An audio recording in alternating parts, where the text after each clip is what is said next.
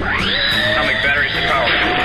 Turbines to speed. Now, everything old is new again. America's entertainment pop culture talk show. It may well possess a rudimentary intelligence. I'm trying to think, but nothing happens. Felt a great disturbance in the force. Hello, I'm Mr. Red. Come on, Mark, like a job for me. Where's the goodies? Leave the gun. Take the cannoli. I bet you wouldn't have done anything like this if Mom and Dad were here. You filthy criminal. Excuse me while I whip this out. Go ahead.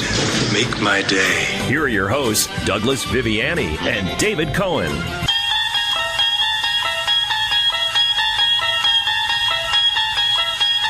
You unlock this door with the key of imagination. Beyond it is another dimension. A dimension of sound. A dimension of sight. A dimension of mind. You're moving into a land of both shadow and substance, of things and ideas. You've just crossed over into the Twilight Zone. But you're not alone. That's the key. You're in the Twilight Zone with everything old is new again. Douglas Viviani here, sans David Cohen. He's in his own little Twilight Zone in New York City right now. We'll get to that. Long story short, we're going to visit with one of our favorite guests here, a gentleman that wrote this tremendous book called Rod Serling.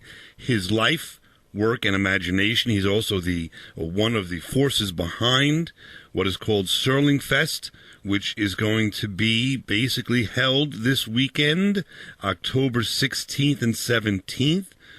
This upcoming weekend, I should say. So you've got time to make your plans to get to Binghamton. We'll talk about that in more detail, what that's all about. It's a real fun event. You know me, we broadcast from the Star Trek convention, the Doctor Who conventions, and Serling Fest is another one of those that is just so much fun. I'm telling you, you make your way over there, you're going to have a great time. Welcome to Everything Old is New Again, Nicholas Parisi. Hey, Doug. It's so good to be back with you.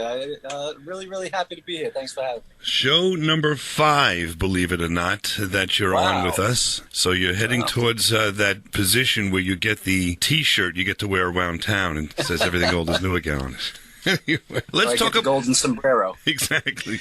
Let's talk about Rod Serling. Of course, most of our listeners know who he is and know the Twilight Zone and know that he's done many other things. And if not, go back to our prior shows. You can get them all now on all those podcast locations. This is where we archive all our old shows, iHeartRadio and Deezer and all that stuff. But just to get some groundwork here from the from the voice of a gentleman that has studied and knows Rod Serling and his work more than anyone else. Again, Rod Serling, his work, his life, work, and imagination by Nicholas Parisi is a book that will get you through these times and really add to your appreciation of Rod Serling. But just in a nutshell, if you can, why should we still be interested in Rod Serling now in 2021? Wow, Doug. Well, I think you'll agree with me that, Rod Serling, the Twilight Zone particularly, seems more relevant now than it ever has.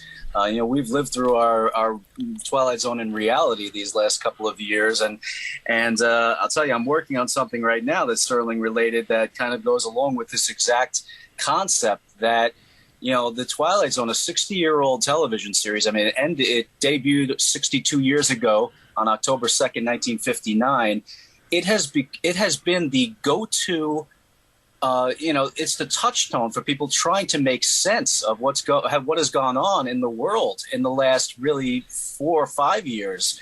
You see, you don't have to go very far to on social media to scroll through and see memes of Rod Serling introducing our former president, to try and make sense of what went on during that administration. And you don't have to go far to see the Twilight Zone being invoked to describe the COVID pandemic and our isolation from each other and our isolation from each other in lots of different ways, actually, not just physically, but psychologically and emotionally. So it's amazing that the stories that Rod Serling told 60 years ago are being invoked repeatedly to describe our current circumstances. So why should we care about Rod Serling? He was timeless. He wrote shows that were absolutely timeless, and this is just proving that over and over again. And I would agree with you, and I'll tell you, we have people through the years and years and years that have commented upon, evaluated, and looked at all the work of Rod Serling, including people that were involved, like Jack Klugman did 4 Twilight Zone episodes through the 5 years it was on. And so let's just hear a smidge of what he has to say, sort of catching us up as to also, again, why Rod Serling. Burgess Meredith and I doing the most. We did 4 each. No one did more than we did. And it was after the Velvet Alley, of course, I was doing Gypsy. And Rod called me personally, and he said, I just wrote a nice half-hour script I'd like you to do. I said, what are you talking? I'm in a play, Rod. I can't do it. He said, well, you have a vacation in January for 2 weeks. Just only take a week. Come on out and have a vacation out here. Well, anything Rod said, I said, what's it like? He said, well, it's a trumpet player. And it was a wonderful experience. Of course, working with Rod was always a wonderful experience. Every word was important. I mean, you didn't change words as you did in other shows when you worked for Rod or worked for Reggie Rose. And that was it. So each year, I did another one, and they were all wonderful. I didn't like the owl one, but the other 3 I liked. I liked the pool. It's my favorite. But it's just a wonderful show. It's because he's written such good words. Well, first, he always has power, no matter what he's talking about. And also, he loved to roll his words around in your mouth. Now, Neil Simon, Herb Gardner, they're good for me. I like their words. They're rich, and their thoughts are rich, and there's always something underneath. It's never just what he's talking about. It's always another dimension. And that's what, in a half-hour show, you don't usually get it. You look at that game of pool, it's got so much to say. There you go. It's hard to hear Jack Klugman, unfortunately, there. Not the gentleman we recognize. I mean, is the gentleman we recognize, of course, on Twilight Zone and also The Odd Couple, but he had some trouble with his voice back in the day. But be that as it may, he said some amazing things about Rod Serling, great words, powerful message. Nicholas, I presume you agree and may want to amplify that. Who knows? Oh yeah, sure. Rod had a very simple simple to say, I guess, but he had a very simple philosophy of writing, and that is that all writing should say something. It should say something about something. You weren't only going to entertain the public. That was, of course, a big part of it, but you also wanted to say something about something. So I think that's what Klugman is talking about, is that when you wrote a story, when he did a Rod Serling story, like A Passage for Trumpet is the first one he's talking about there, it was a very, it was a heartwarming story about this guy who, down on his luck trumpet player who was contemplating suicide. And you wanted to say something about those types of people, the people who are forgotten in society, the people you just pass by and don't pay attention to, the people who aren't successful by current definitions. And so Rod Serling wanted to make some kind of statement about something. In every show, it said something about something. And I think that's what Klugman's talking about. And that's what makes Rod Serling relevant today. And the words, the prose, listen to this couple seconds. A sickness known as hate. Not a virus, not a microbe, not a germ, but a sickness nonetheless. Highly contagious, deadly in its effects. Don't look for it in the Twilight Zone. Look for it in the mirror. Look for it before the light goes out altogether. I am the Night, Color Me Black, an episode certainly of significance. They all have significance of the Twilight Zone. And he's talking about timeless topics like hate. And if you just go through your life and you don't kind of think about what you're doing and the effect you have on others and maybe the way you're thinking, or at least keep an open mind to different topics and thoughts, you may run into some trouble. And I think that's, to me, what's so important about Rod Serling is, like I say, overall, Ben, is that he is timeless. But he's timeless because, of course, of his words and his message, but also the way he's presenting it. Listen to those prose, right? I mean, it's amazing the way he could twist a phrase. Oh yeah. It's always, no matter who we're talking about or what we're talking about, it's always how you present things. It's you can have the greatest message in the world or the greatest idea for a story. It's like Rod Serling said, ideas are a dime a dozen. Anybody can have an idea. It's how you present the idea. It's how you produce the idea that matters. And so with Rod Serling, he had all these great ideas and great messages, but he also presented them in exactly the right way, in exactly the most powerful way. And in the Twilight Zone, he had the added advantage of what you just played. That's the closing narration in that episode, I Am the Night, Color Me Black. And that's the time when Rod Serling could just come out and speak directly to the audience and say exactly what he was talking about. He didn't have to put it in the mouths of characters or couch it in any particular way. He could just come right out and say, hate. It's not a germ. It's not a microbe. It's contagious in its effects, and it's not only in the Twilight Zone. Look for it in the mirror. That's as blatant as you can get. And Rod Serling was able to do that in the Twilight Zone introductions and outroductions. Right. Yeah. And he did it in such a way that was so memorable, but he also did it in a way it wasn't like, you're in school learning a lesson. He did it in a way that made you interested in what he was saying and made you think about what he was saying. Unfortunately, we only have a couple seconds left. We will be back, of course, with Nicholas Parisi. We're going to talk about Serling Fest. Go to rodserling.com, rodserling.com, and you can get more information about this great event, which is going to be October 16 and 17 in Binghamton. We will talk about that when we get back right here on Everything Old's New Again.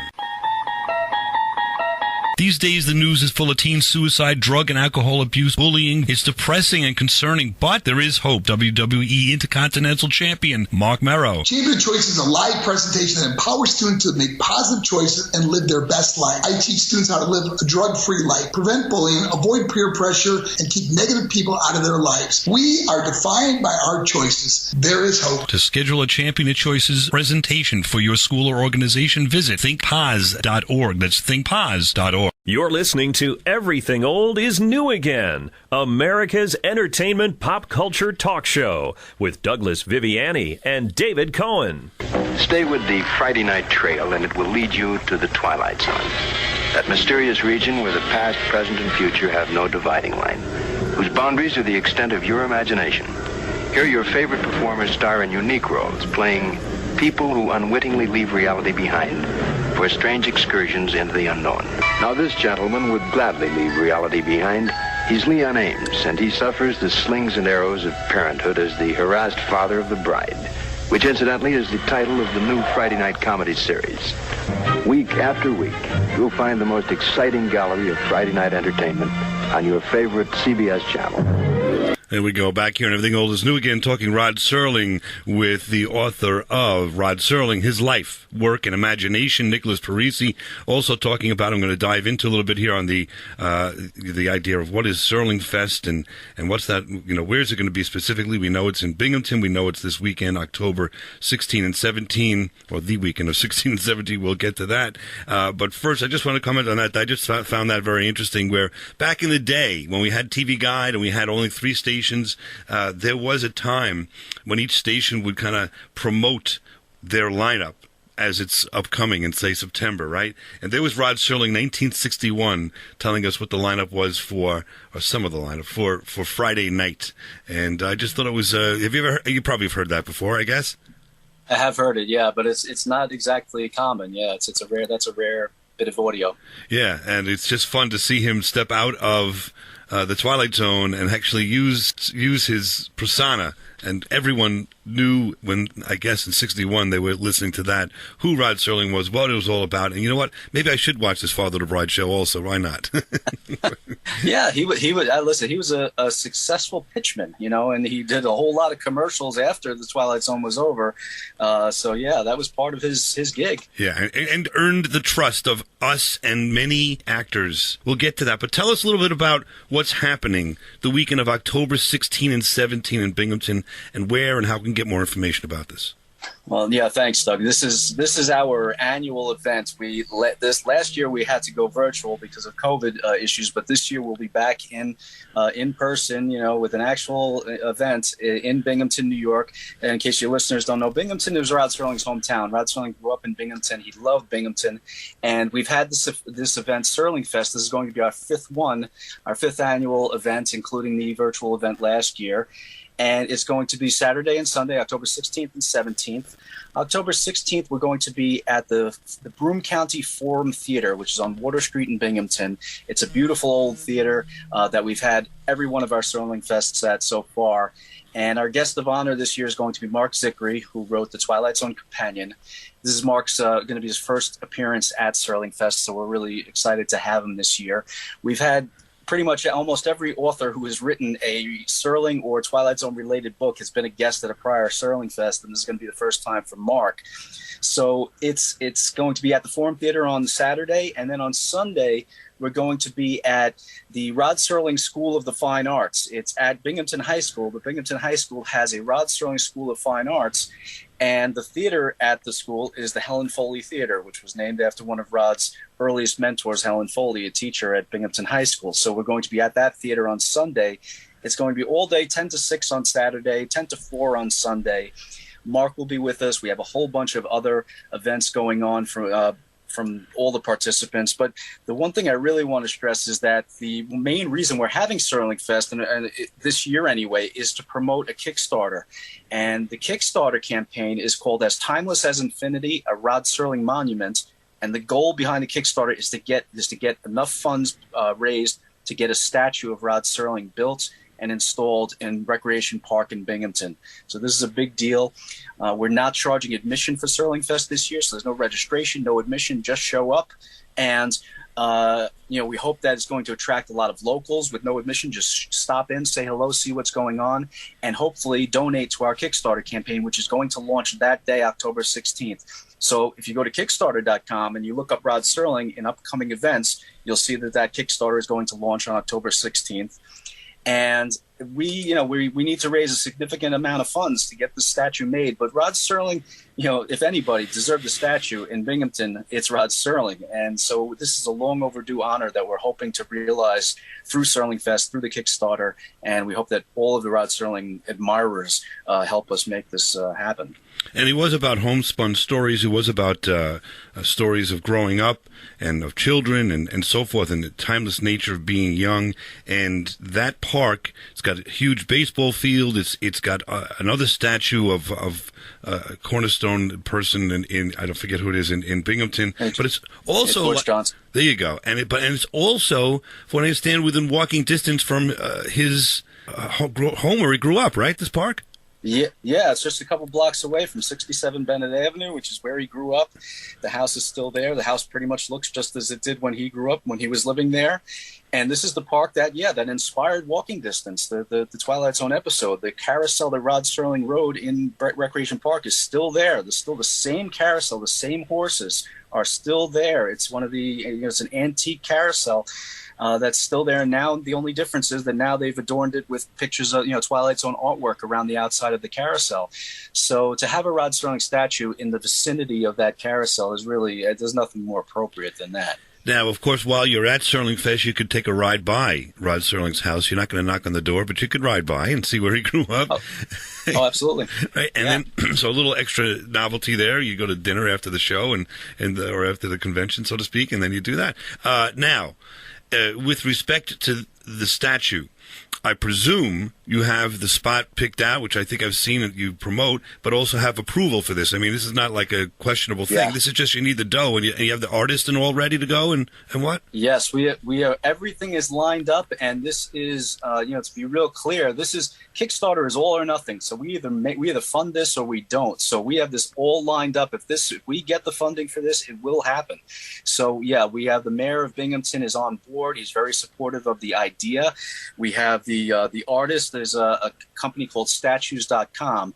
They're out I believe in Utah, believe it or not, but they do statues all across the country. And they did a bust for us for our virtual Serling Fest last year that came out really great. And they've done statues that are really, really similar to what we have in mind for Rod Serling. So they're lined up to do the statue, and everything, the spot is picked out, everything is ready to go.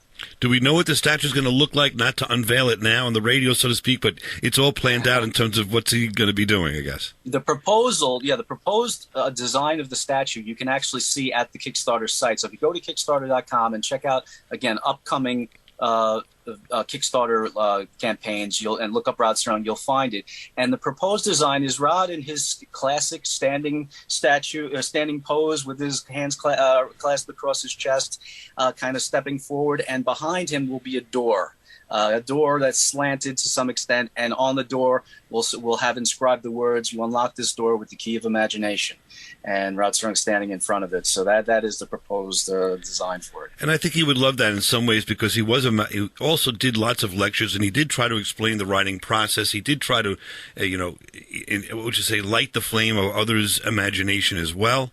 So I think that this is a terrific legacy in my world for him and to us to sort of visit, either be virtually or in person, and say, you know what, there's more than just paying this mortgage and going to the baseball game. Let's there's another side to all of us, artistic in some way or another. I think it might be small, might be large, but the more you flex that muscle, the stronger it'll get. And I think that Rod would have enjoyed this. No? Oh, I think so. Yeah, I think you put it well. Ah, terrific. How about that? I did something right today. All right, so let's take a listen to, just for kicks, Richard Matheson. You spoke about writers. He talks about John Lithgow and William Shatner on that famous episode with the gremlin on the plane. Let's just listen to that for a moment. Yeah, I didn't. Lithgow is a wonderful actor, but and he did the best he could. But I think he was asked to do an impossible job, to start at 100% hysteria and work your way up from that. Whereas when Bill Shatner did it, he was trying to control himself the whole time because he'd had a mental breakdown, and it was much more, I think, gripping that way. So it's interesting, Rod Serling. You could read, his episodes. You could hear them on, on various. I think there's a radio show that does his radio plays, and you could see the performances in the original show and thereafter. And I would suggest that his hand, when it was there personally on these things, had an effect upon the actors and how they worked. You tell me, a few seconds here, Shatner's experience with Rod Serling, and of course there was no Rod Serling involved in the movie, so it was a little different perspective. Yeah, well, in that particular instance, I don't know Rod Serling had much effect there. And that actually, Nightmare at 20,000 Feet was written by Richard Matheson, actually, and that was the 5th season. So Rod Serling actually was a little bit more hands-off at that point in the series. But I think you're absolutely right that Rod Serling's presence as a producer had a gigantic effect on the Twilight Zone during the first 3 seasons. And there we go. And speaking of Rod Serling and Twilight Zone, listen, go to rodserling.com, rodserling.com. You can gather as much information as you like and more about all of what we're talking about here. There's Serling Fest, October 16 and 17. Get some information, get in the car, and get over there. It's going to be a great time. We'll be back right at this, and everything old's new again. David Cohen, have you heard of such a thing as called alcohol-infused spiked cherries? Not only have I heard of them, Doug, I have them, and I've enjoyed them. What do you mean? How could you possibly have them? You went to howie'sspiked.com in advance of this commercial? Yes, I did, and they are delicious. How do you eat them? I'll tell you, we take them, my wife and I, after a long, hard day.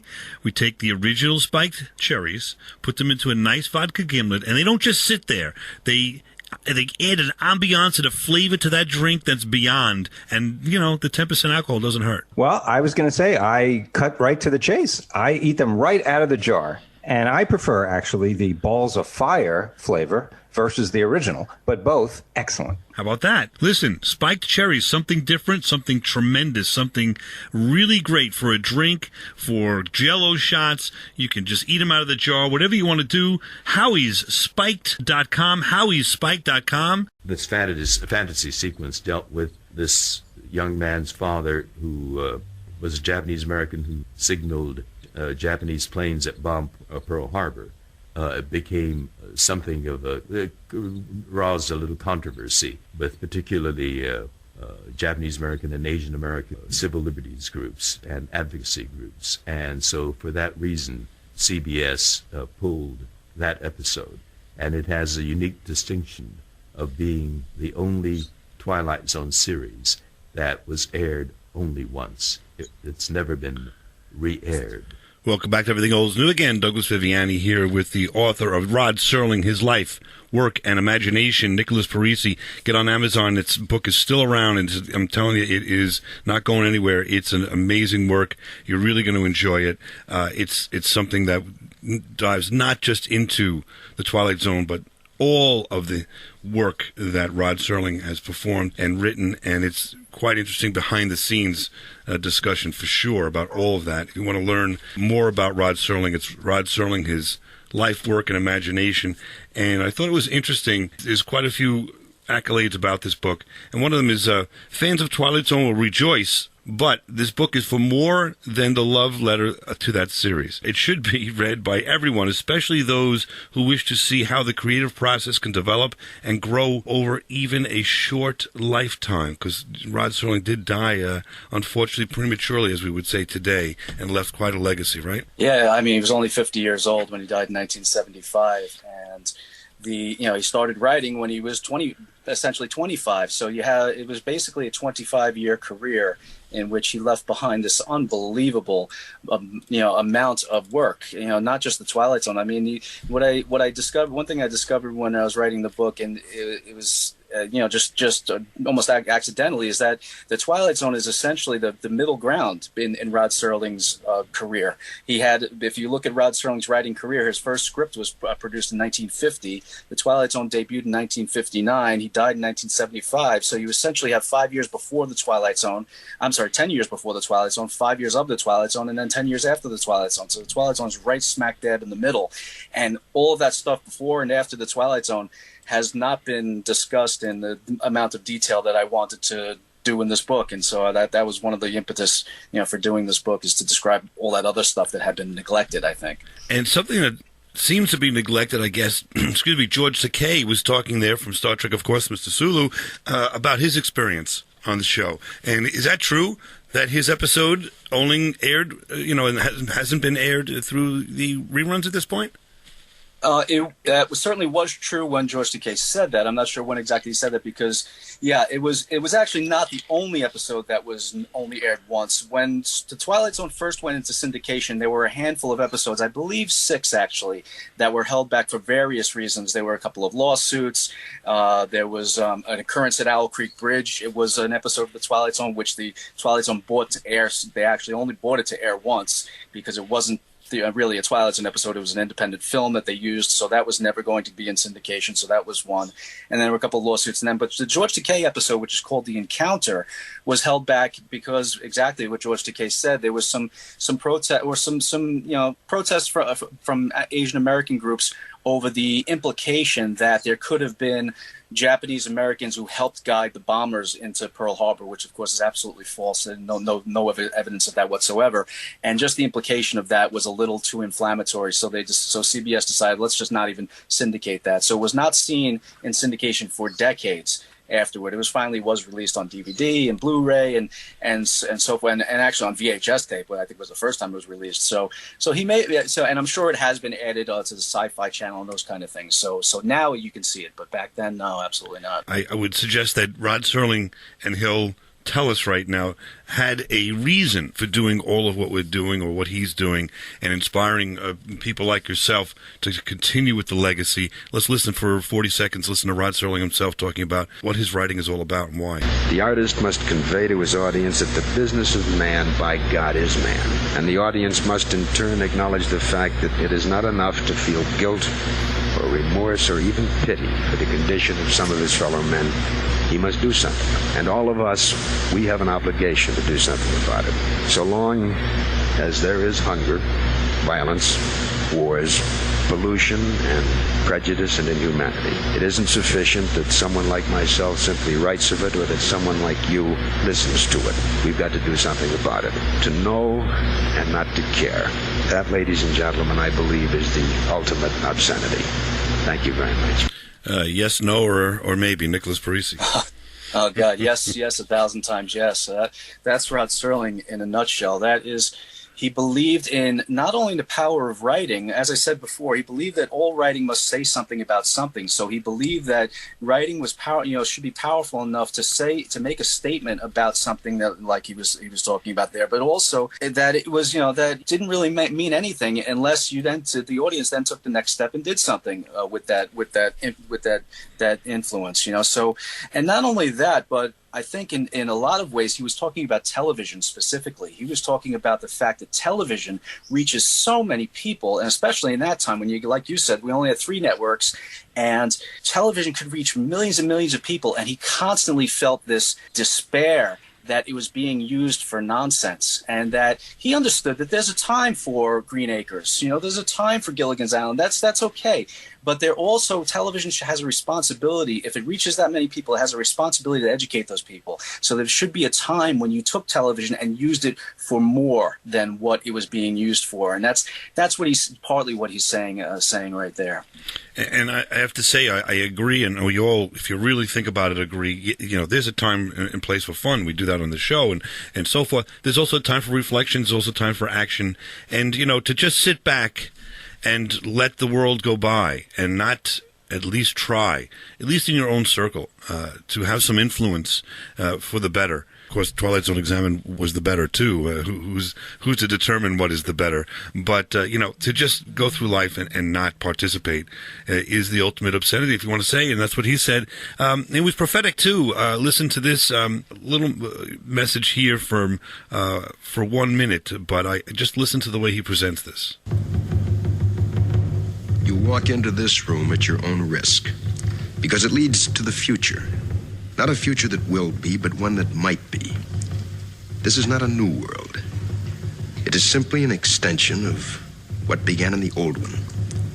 It has patterned itself after every dictator who has ever planted the ripping imprint of a boot on the pages of history since the beginning of time.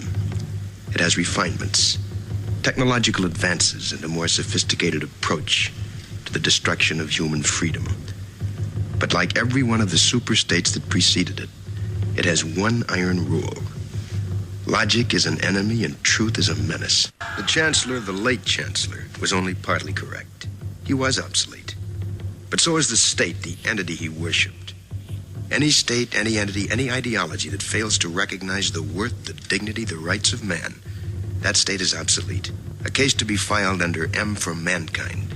Now, I just saw last night AIDA, a local performance, which was terrific on Long Island, and it's presenting a story of individuals and the loss of their ability to control their freedom and their life in some ways in the Egyptian society. And up until today, and through the revolution of the U.S. And so forth, there have always been, or has always been, this discussion of what's the perfect society and so forth. I'm not going to get into all that stuff. It's a whole other show. However, to point this out and to continue to say, listen, basically, a government still needs to be questioned. No matter what, I don't care what side you're on and whatever. You still need to question who and what are making these decisions, and it's okay to question, and you should be questioning. That's our job as citizens, if nothing else, right, Nick? Yeah, I would basically agree with that. That, of course, is from The Obsolete Man, which is one of Rod Serling's most powerful statements, and it's it's funny that everybody interprets things differently. When that episode aired, and just to give you listeners a real quick, synopsis of it, it's about a man, Burgess Meredith, who plays Romney Wordsworth, who is declared obsolete because he's a librarian. And in this society, they have no more need for librarians. There's no more books. They banned all books, so why would they need a librarian? And so he's declared obsolete and sentenced to death. Well, Rod Serling got hate mail. Got mail from people saying that this was communist propaganda. That and one letter in particular, I remember saying, do you really think that books are going to save us? Almost like the anti-intellectual side of things, saying, oh, you and your books, books are going to save us, and it was the exact opposite, of my view. It's the exact opposite of what Rod Serling was saying. This is not pro-communist propaganda. It's anti-communist. Obviously, it's about talking about that kind of state that would inflict that kind of restrictions on human freedom. So everybody sees these things differently, but it gets people thinking. And that's the most important thing. Rod Serling wrote this stuff, and afterward you thought about it for a while. Exactly, and that's the important part. Not just to live and think what we are in now has been forever and will always be this way. We need to be vigilant and at least be thoughtful about what we are doing as a people, and even what you do every day in the small world of this. But boy, how prophetic and how terrific to talk about this and more with Nicholas Parisi. Let's get involved with rodserling.com, the quick way to look for information on Serling Fest, October 16-17, Binghamton. We'll be back right after this. Everything old is new again. Is it so bad where you're from? I thought so, Pop. I've been living in a dead run, and I was tired. And one day I knew I had to come back. I had to come back and get on a merry-go-round and eat cotton candy and listen to a band concert. I had to stop and breathe and close my eyes and smell and listen. I guess we all want that. Maybe when you go back, Martin, you'll find that there are merry-go-rounds and band concerts where you are.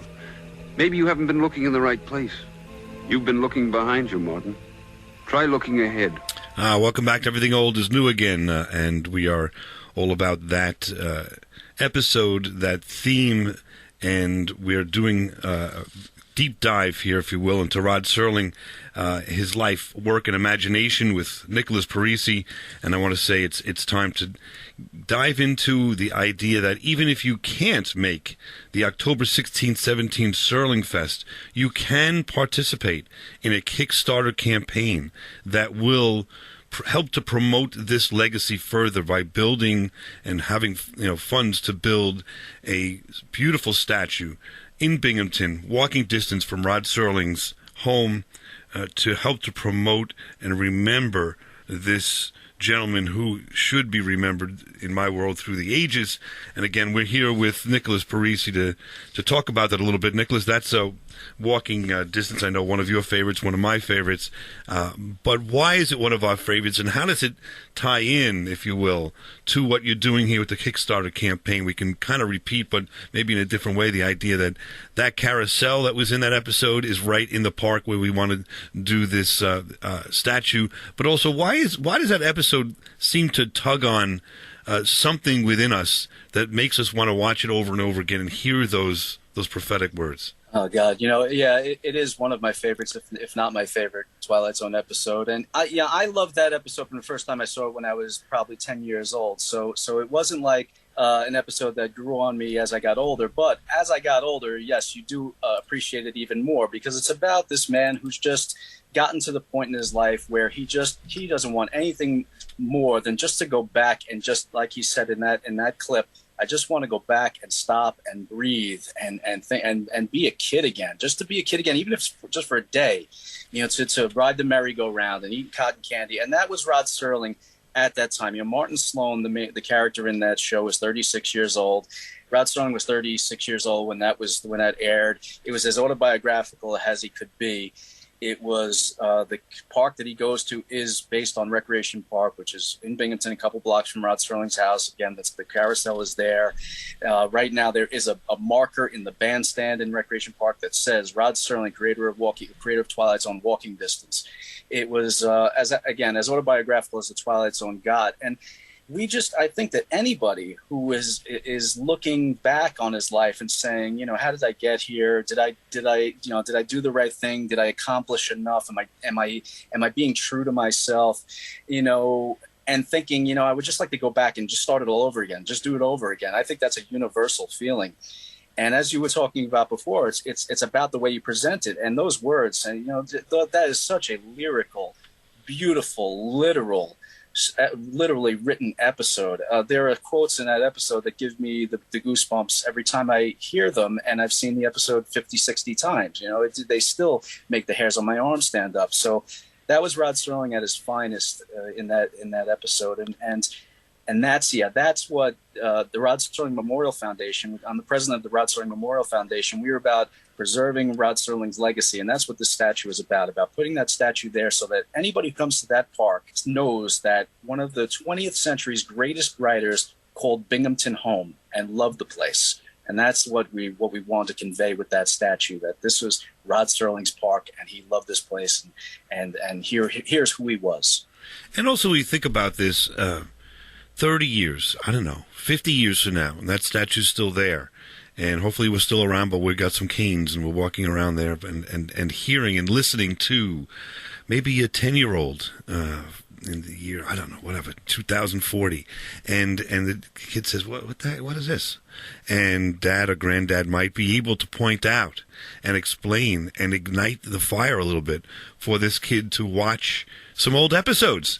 I don't know. You tell me. I hope so. Yeah, I think that's the greatest thing. One of the great things about the Twilight Zone when kids get into it. If a 10-year-old kid is exposed to the Twilight Zone now, you'd be surprised at how they react to it. People think that, they're going to hate the black and white and everything. And you know what? If you tell them, this isn't black and white, they're probably going to say, I don't want to watch that. It's black and white. But if you just put it on, within about 30 seconds, they forget that it's black and white. And they just get absorbed in the story. And the fact that these episodes were 24 minutes long, you're not sitting them down for 2 hours. You're sitting them down for 24 minutes, well-told story. And I guarantee you that more often than not, these kids, 10, 11, 12 years old, are going to love the show if you pick the right episodes for them. Even a show like Walking Distance. I agree, and it's prophetic in some ways because I have a 9-year-old son, and last year I started showing him some of these, and then all of a sudden hey, let's watch one now. And it's a Saturday afternoon, let's put another one on. And he's gotten into it. And I think a good show for the future, I'm just thinking out loud, would be to have Nicholas Parisi, who's the author of Rod Serling, his life, work, and imagination, the driving force behind the Serling Fest, which is October 16 and 17. That, I guess you can get some more information if you like on or at rodserling.com. rodserling.com. He having a conversation as maybe a 9.5-year-old or a 10 next time we have you on, Nicholas, and conversing with you about his favorite episodes and why. I don't know. I think it might be interesting radio. Maybe we'll give it a shot. I don't know. I would love that. Yeah, I'm talking to kids about the Twilight Zone. Forget, I could do that for 3 hours. No problem. And we will. All right, so there we go on that. Now, speaking of the future is now 2019. There was an episode, or it was 2 seasons on CBS of a remake of Twilight Zone. I shouldn't say remake, but new episodes, but they, for the most part. There was a last episode of season 1. I don't know if you saw it or not. I'm just going to play you the ending here of an episode called Blurry Man and see what your reaction is to this. What do we do when our world is turned upside down? When everything we thought to be true is ripped away and we're forced to face a new reality? Sophie Gilson has just awoken to the fact that when we put away childish things, we may be closing our eyes instead of opening them. And that perhaps our only hope is to face all reality. A multitude of truths not shrinking from that vital, arrogant, fatal, dominant X beyond imagination, but to embrace it, to open ourselves to the unknown. Not the end of the story, but a new beginning for the Twilight Zone. Now, of course, it's an imitation of Rod Serling, of course, pretty good one. But more than that, those words, I could have seen Rod Serling writing those words. But I shouldn't have said my opinion. Let's just see what Nicholas Parisi has to say about that. I did not have any problem whatsoever with the words they put in Rod's mouth there. I thought that was appropriate. There has been, I have to be honest with you, in the Rod Serling Memorial Foundation, there was a lot of discussion and debate about whether this whole thing was appropriate, about having a virtual version of Rod Serling. This was a kind of a deep fake kind of thing, having him on screen and saying words that he never spoke before and putting those words in his mouth. My position on it was that, like I said, I thought those words were very appropriate. I didn't find anything offensive about those words whatsoever. And I'll tell you, I watched 6 of the 10 first season episodes of that new Twilight Zone, including that last one, and I thought that last one was by far the best of the 6 that I watched, and by miles. I liked it a lot. And the message that I got from that episode was that, and again, this is up to interpretation, everybody looks at this differently, but my interpretation of that episode was that the ending, and to kind of spoil it if anybody hasn't seen it, but the ending kind of, to me, implied that Rod Serling was watching over their shoulders, was watching over the shoulder of the creators of this show and saying, I hope you do this as good as it could be. I'm watching, do it, make me proud kind of position. And that's how I took it. So I got the chills seeing Serling show up on screen at the end of that episode. I had no problem with the words he said. And so I liked that episode. I wish I could say the same for a lot of the other episodes that I watched, but that one I liked very much. I agree. And we had the subject for another time is all the incarnations of Twilight Zone and how most of them have fallen short for the most part, which amplifies the importance of and significance of the work that Rod Serling has done, not only with Twilight Zone, with other things. We've talked about that in the past, and you can look those shows up for sure, and we'll talk about it in the future. But right now, last couple of minutes, I want to talk about again the Kickstarter campaign. What if someone's listening to this on the podcast after we've aired, and the Kickstarter's already started? How do you find the Kickstarter campaign and contribute to this? Well, it's go to Kickstarter.com is the first thing. That's the website, Kickstarter.com, and it's going to launch on October 16th. So once it launches, it's going to last for 30 days. So it'll last through November 15th or 16th. So anytime in that month, you can go on Kickstarter.com, just look up Rod Serling, or the name of the Kickstarter is As Timeless as Infinity, a Rod Serling monument, and you can donate. And there's going to be, I think, about 13 different tiers of donation levels of things you can receive in exchange for donations. So I'll just give you a real quick breakdown. I mean, there's going to be busts from statue.com of Rod Serling, bronze busts. There's going to be replicas of the actual statue, about 14 inches high of the actual statue. There are going to be bricks that you can have that can actually be installed in the base of the statue with your own personalized message for, to have them installed there and have them last forever and ever as part of the statue presentation. There's going to be those. There's going to be things like T-shirts and calendars and prints and things like that. So you can donate any amount you'd like, but up to certain levels. We'll have certain levels of donations for items that you can receive in exchange. So go to Kickstarter.com, look it up. RodSerling.com will have the information. And that's basically it. So we're hoping that this is a big success. I am too. Rod Serling, his life, work, and imagination. Nicholas Parisi. Serling has been timeless for all of us, and let's make him timeless in at least in the Binghamton Park there. RodSerling.com is another way to get some information. Nicholas Parisi, thank you so much for being with us on Everything Old is New Again. I'm looking forward to your debate with my 9-year-old Leo about the Twilight Zone down the line. All right, Leo, you're on. Thanks, Doug. I appreciate it. My pleasure. Great to talk to you. We'll be back next week. Talk all good things. Everything Old is New Again.